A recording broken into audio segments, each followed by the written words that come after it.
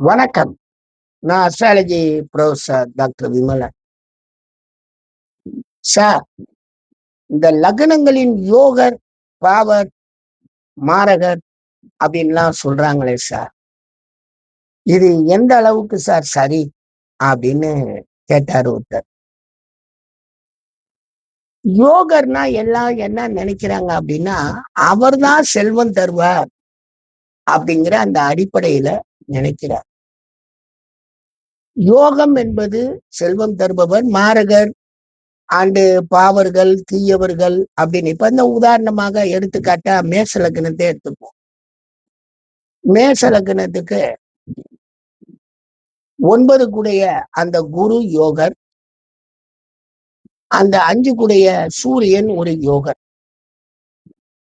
இப்ப இந்த 5 கூடையவரும் 9 கூடையவரும் வேலை செய்யறாருன்னு வைங்களேன்.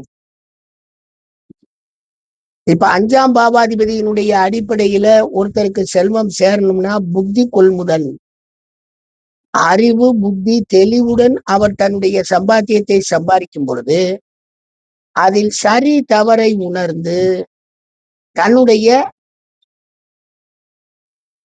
வருமானத்தை நல்வழிப்படுத்தக்கூடிய அடிப்படையில அது யோகக்காரங்கனாக மாறுது. அவரும் செல்வம் தருவார். சரி, இந்த பாக்கியாதிபதியான அந்த குரு அவர் எப்படி சார் அவரு செல்வம் தருவார்னா அவரும் செல்வம் தருவார். அவர் மிதமிஞ்சிய ஒழுக்கத்துல செல்வத்தை கொடுக்கிறார். 5ஆம் பாவமாவது ஒரு ஒரு யோசனையில சரியாதான் இருக்கும்னு சொல்லிடும்.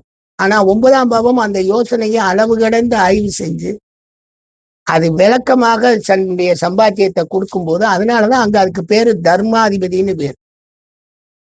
தர்மாதிபதி அப்படின்னாலே என்னன்னா நீதி, நெறி, விளக்கங்கள் அத்தனையும் யோசிச்சு வியாபாரம் பண்ணும் பொழுது அவர் யோகக்காரர்கள். அந்த காலத்துல இந்த 5 கூடையவனும் 9 கூடையவனும் வேலை செய்யக்கூடிய அடிப்படையில மனிதர்கள் யோகக்காரர்கள். யோகம்னா செல்வம் கிடையாது, முறையான செல்வங்களை சேர்ப்பவர்கள். முறை தவறிய செல்வங்களை சேர்ப்பவர்கள் அல்ல. முறையான செல்வங்களை சேர்த்து மானுட வாழ்வில் சிறப்பை செய்யக்கூடிய மனிதர்களுக்கு அவர்கள் பேரும் புகழும் வழி வழியாக பரம்பரை பரம்பரையாக வந்து நின்றதுங்கிற அடிப்படையில அவர்கள் இந்த 5, 9 கூடியவர்கள் யோகக்காரர்கள். அது எல்லா லக்னத்துக்கும் பொருந்துங்க. மேஷ லக்னத்துக்கு மாத்திரம் கிடையாது, 12 லக்னத்துக்குமே அவர்கள் யோகக்காரர்கள். சரி, அப்ப இந்த தனாதிபதினு சொல்லக்கூடிய செல்வத்தை தர வேண்டிய அந்த சுக்கிரன் என்னங்க செய்ய போறாரு? அவர் என்ன பண்ணுவார்னா, அவர்தான் இந்த 12 பாவத்தினுடைய மேஷ லக்னத்தின் 12 பாவத்தினுடைய அடிப்படையிலையும் செல்வம் தரக்கூடியவர் என்னமோ அந்த சுக்கிரன் தான். யாரு எங்க செல்வம் கொண்டு வந்தாலும் சுக்கிரன் வழியாக தான் உள்ள வரணும். எந்த பாவாதிபதி, ஏன்னா இவனுடைய நல்ல நிலைமை, இவன் இருக்கக்கூடிய தன்மையில் பெருக்கவும் குறுக்கவும் இவனால முடியும். 2ஆம் பாவத்துல இருக்கிறான் அப்படின்னா அவனுடைய வருமானத்தை பெருக்கிறான். 11ஆம் பாவத்துல இதே சுக்கிரன் இருக்கிறான்னா வருமானத்தை எக்கச்சக்கமாக பெருக்கி விட்டுருவான். அது அவனுக்கே தெரியாத அளவுக்கு பெருக்குவான். நட்பு, பகை, அது இந்த மாரகாதிபதி அதெல்லாம் சும்மா. 2 கூடையவன் லாபத்துக்கு போயிட்டானா எக்கச்சக்கமான செல்வத்தை பெருக்கிறதுக்கு சப்போர்ட் பண்ணுவான். யாரு திசை, யாரு அமைப்பு நடத்துறாங்க அதெல்லாம் அப்புறம் நம்ம பார்க்கணும். சரி, இதே 2 கூடைய சுக்கிரன் செல்வத்தை தருவதற்கு 3ஆம் பாவத்தில் இருக்கிறான்னா ஒரு உழைப்பின் தன்மையில் அமைதியாக சுகபாவத்தில் தருவார்னா உங்களுக்கு 4ஆம் பாவத்தில்னா வீடு, மனை, வாசல்கள் மூலமாக செல்வத்தை யோகத்தை பெருக்கி கொடுக்கிறான்.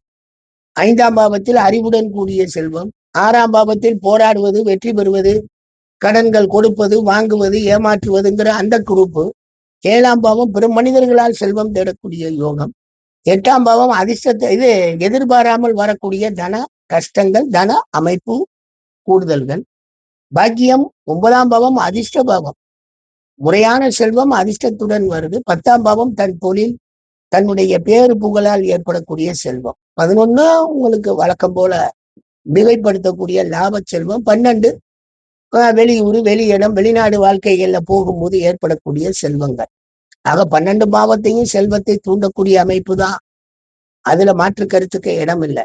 அப்ப இந்த 5, 9 கூடிய இந்த யோகாதிபதிகள் திசா நடக்கும்போது செல்வம் வருமான்னு கேட்டீங்கன்னா அல்ல. அது முறைப்படுத்தப்பட்ட செல்வம். அது 5, 9 இயக்குனா.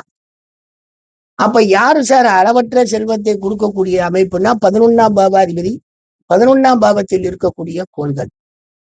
நிச்சயமாக நீங்க நல்லா தெரிஞ்சுக்கணும். மேஷ லக்னத்துக்கு 11 கூடியவன் சனியன்.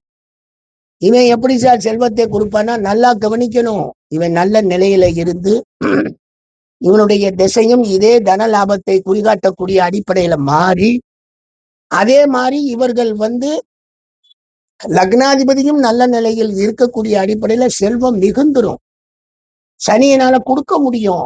ஏன்னா அவன் தான் உங்களுக்கு குப்பை கூலங்களுக்கெல்லாம் அதிபதி. செகண்ட் அப்படிங்கிறதுக்கெல்லாம் சனி திசையில அல்லது சனியனுடைய அவர் மாரகாதிபதி பாதகாதிபதினுவாங்க.